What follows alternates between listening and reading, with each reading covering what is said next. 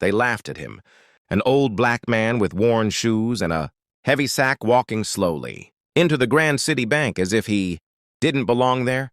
And whispers spread quickly. Guards smirked. And even the bank manager looked annoyed, convinced he had entered the wrong place. But what no one knew was that within minutes, their laughter would turn to silence.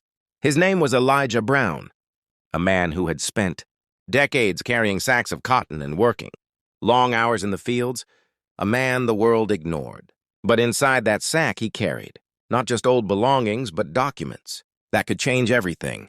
When he stepped up to the counter, the manager snapped, "Sir, this is not a place for charity. Please leave." And people chuckled.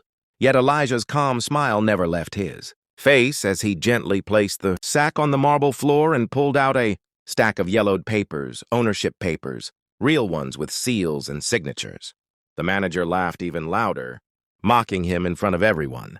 But Elijah replied in a steady voice, "Check them carefully. You'll see the truth."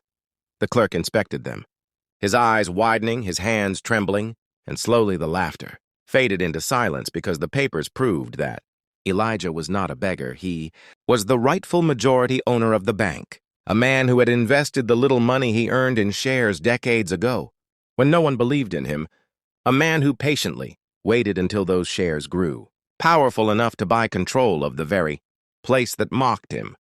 The guards who sneered now stood stiff with respect. The manager who insulted him now stuttered apologies, and the customers stared in disbelief as Elijah, once invisible to them, now towered in dignity.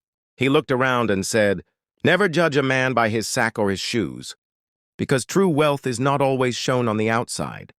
But just as people thought the shock was over, Elijah revealed an even bigger twist.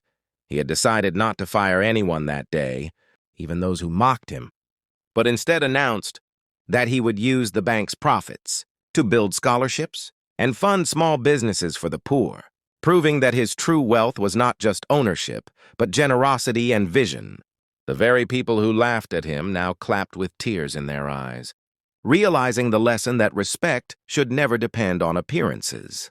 And if this story touched your heart, make sure to like the video, subscribe to the channel, and share it with others, so more people can feel the power of never underestimating anyone.